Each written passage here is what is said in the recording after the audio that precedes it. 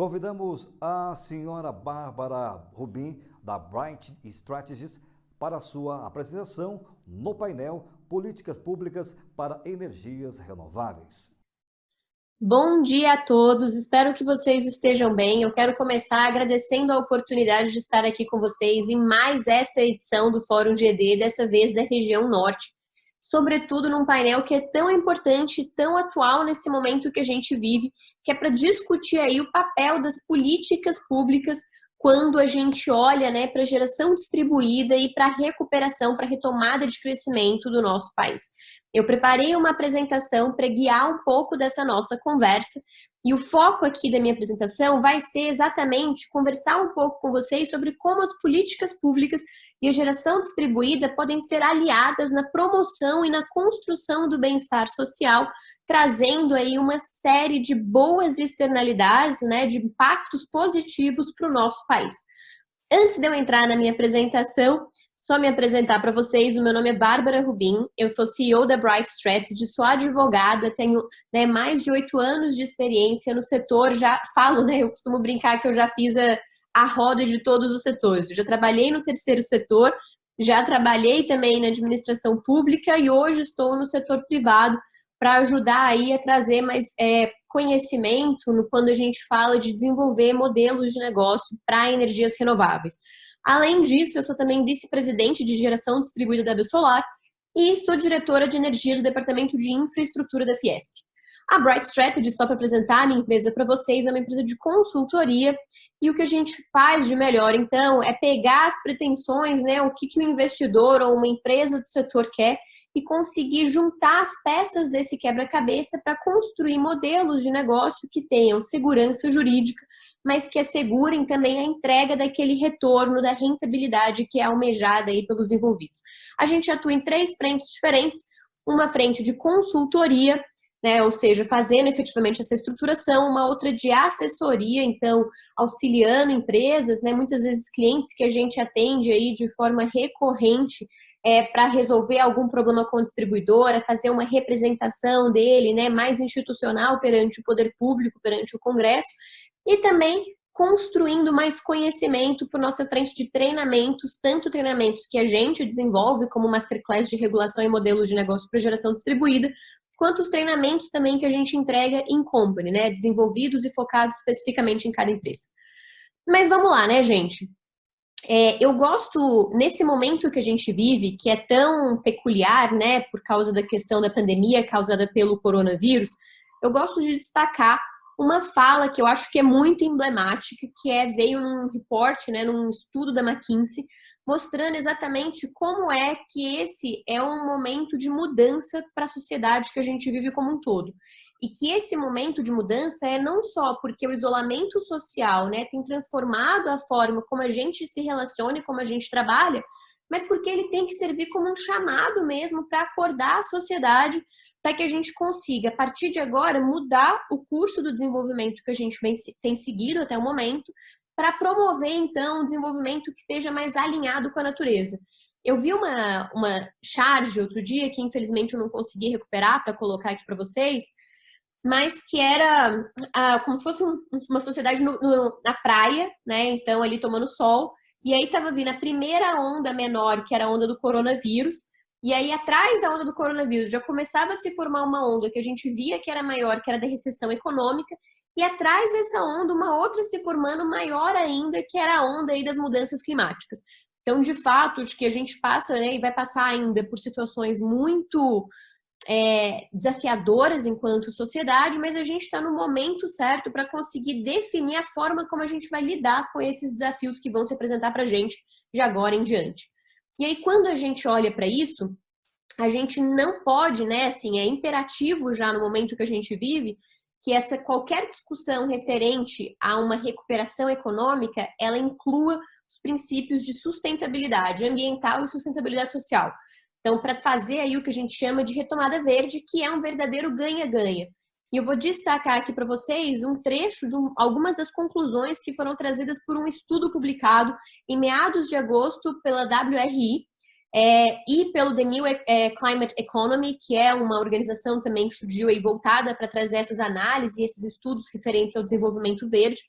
Esse estudo, que se chama Uma Nova Economia para uma Nova Era, está disponível no site dele, super recomendo que vocês leiam, mas ele diz o seguinte: a retomada verde na infraestrutura, na indústria e no agronegócio podem reduzir 42% das emissões de gases de efeito estufa no Brasil até 2025, ultrapassando a meta que o nosso país tinha colocado, né, perante o Acordo de Paris como um compromisso de redução de suas emissões.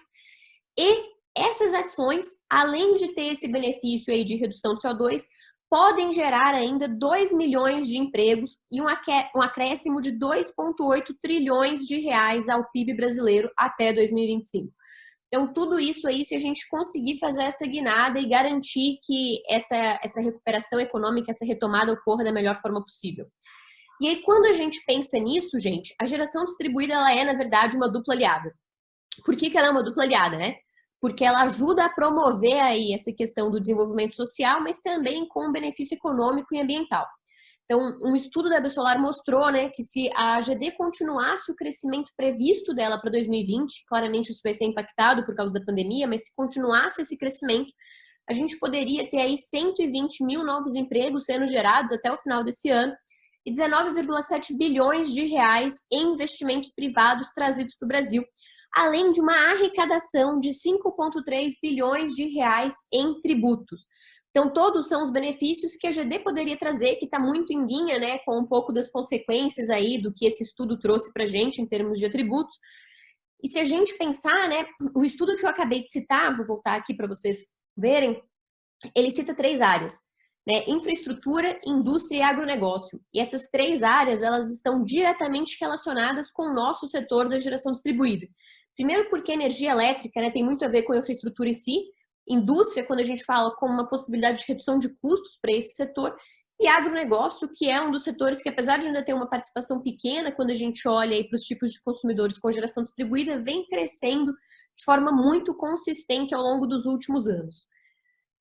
E aí, então, né, que oportunidades são essas que a gente tem para a GD no momento atual? A gente tem uma oportunidade forte, porque o governo federal ainda não terminou de preparar o plano de recuperação econômica, que é o Pró-Brasil, e a gente precisa que haja inserção de medidas de incentivo à geração distribuída nesse plano, por exemplo, a ampliação da isenção de PIS/COFINS para eletricidade oriunda de projetos de GD. Hoje a gente só tem essa isenção para projetos de até 1 mega, né? Se a gente estiver falando de ICMS, por exemplo, a gente só tem isenção para projetos de até 1 mega e na mesma titularidade. E no PIS/COFINS a gente só tem isenção para projetos na mesma titularidade, mas até 5 megas. Mas deixando de fora aí a geração compartilhada e o empreendimento de múltiplas unidades consumidoras. Então, esse programa de recuperação econômica que o governo federal está planejando poderia trazer também uma ampliação da isenção de PIS/COFINS para essas 2 outras modalidades. Além disso, gente, a pauta que está quentíssima no Congresso hoje, no Congresso Nacional, é a reforma tributária. Então, por que não pegar esses princípios de reforma tributária que estão vindo, né? Por enquanto, o governo já lançou o pacote do que seria o novo PIS/COFINS, que seriam aí o CBS, e transformar isso efetivamente numa reforma tributária verde, fornecendo sinal econômico, né? Sinal de preço para as tecnologias que trazem atributos e impactos positivos para a nossa sociedade e também uma tributação mais pesada para os setores que não trazem esses impactos positivos. E terceiro, a reestruturação que vai ter que acontecer em estados e municípios. Quando a gente fala em recuperação econômica, em retomada, a gente fica com um foco muito grande no federal, né? Mas a gente se esquece que os estados e os municípios também vão ter que desenvolver os seus planos, até porque, se a gente pensa nos impactos da pandemia, são aí os entes em que esses impactos são mais sentidos, né? Porque são os entes que têm mais contato com o cidadão. E aí, isso traz, então, mais oportunidade ainda, né? Eu gosto de trazer esse ranking aqui porque ele mostra a geração distribuída e como é que está a presença dela nos estados. E se a gente destacar os estados da região norte, a gente vai perceber que, por enquanto, eles ainda estão aí na lanterninha quando a gente olha para a participação deles na GD. E aí, antes de continuar, eu vou contar uma história que vocês já devem ter ouvido, que é a de um rei. Eu posso estar contando um pouco errado, tá, gente? Então, vocês me perdoem aqui pela liberdade poética, mas a moral vai estar certa. que é de um rei que mandou um funcionário dele para um novo reino, porque ele queria colocar uma fábrica de sapato lá. E aí, o primeiro funcionário foi, o primeiro súdito foi, e voltou e falou assim, olha, é horrível o lugar, não tem nenhuma perspectiva, não é bom para desenvolver, porque ninguém usa sapato. Como é que você vai colocar uma fábrica de sapato num lugar que ninguém usa sapato? Não dá. E aí, ele ficou desconfiado daquele resultado e mandou o segundo súdito visitar a mesma área. E esse segundo súdito voltou e falou, olha, Alteza, né, encontramos o lugar para a gente se estabelecer. Esse aqui é o melhor lugar possível porque ninguém usa sapato. Então, a gente tem um mercado inteiro, um oceano azul aí para conquistar, né, com o produto que a gente vai ofertar para essas pessoas. Né? Então, acho que isso é uma fábula que retrata um pouco essa questão de ver o copo meio cheio ou o copo meio vazio. E quando a gente olha para a região norte, eu entendo que existe ainda uma oportunidade muito grande para ser conquistada para a gente aumentar a inserção da geração distribuída nessa região. Né? Por quê? Porque apesar de hoje a gente ter uma participação relativamente baixa, quando a gente olha outros indicadores, que a gente vai falar um pouquinho mais sobre eles quando a gente falar de painel aí de modelo econômico, né, de modelos de negócio, quando a gente olha para outros indicadores, a gente percebe que eles têm indicadores, por exemplo, de retorno de investimento muito atrativos para os investidores. Então, de fato, uma oportunidade muito interessante de desenvolvimento. Mas já que aqui a gente está falando de política pública, né, o que o poder público poderia, nesses estados e nesses municípios, ajudar para desenvolver ainda mais a geração distribuída? Primeiro, gente, liderança pelo exemplo. Isso para mim é essencial, né? A gente precisa que os estados e municípios tenham metas de solarização de prédio público. A energia, os gastos com eletricidade são o segundo ou terceiro maior gasto de prédios públicos, da administração pública. Então, essa meta de solarização, ela está completamente alinhada a uma recuperação econômica verde que o Brasil e o mundo precisam ver, há uma questão de melhor e uso mais eficiente de recursos públicos e de incentivo de um setor que é um dos setores aí que mais gera empregos quando a gente olha para as renováveis de maneira geral. Além disso, a gente tem toda uma esfera tributária que precisa ser melhor trabalhada. A gente tem, por exemplo, a questão do ICMS. Eu comentei um pouquinho antes que hoje a isenção de ICMS só vai para projetos de até 1 mega nas modalidades de alto consumo remoto e geração junto à carga. Minas Gerais é uma exceção, mas como o nosso foco aqui é vocês da região norte, vamos focar nessas regras. Hoje, gente, infelizmente, cada estado não pode tomar e fazer a regra de isenção de ICMS que ele quiser. Essas decisões têm que ser tomadas num fórum colegiado, que é o fórum do CONFAS, o Conselho Nacional de Política Fazendária. Mas, apesar disso, cada estado pode fazer o quê, gente? Cada estado pode mostrar vontade política de alterar essas regras e ajudar a fazer pressão nos outros estados para que a gente tenha um convênio do CONFAS trazendo uma política de ICMS que estimule ainda mais o desenvolvimento da geração distribuída. Quando a gente olha para os municípios, a gente tem duas oportunidades de ações muito interessantes. Uma é a do ISS, então trazendo, por exemplo, uma redução de alíquota para os serviços relacionados ao setor de geração distribuída, e a outra aí é o IPTU, ou, por exemplo, estabelecendo de forma temporária, né, exatamente como medida para estimular o crescimento econômico, a redução a zero, ou mesmo somente uma redução, né, um desconto no IPTU dos prédios e das casas, dos locais que instalarem geração distribuída durante 2020 e 2021, por exemplo. Ou tem uma outra medida que eu estava comentando e que é muito interessante, que seria, por exemplo, estabelecer de forma clara no município que a utilização de painéis, né, de módulos fotovoltaicos para fazer cobertura de estacionamento, por exemplo, não constitui área construída e, portanto, não aumentaria o valor do IPTU a ser pago pelo estabelecimento naquele imóvel.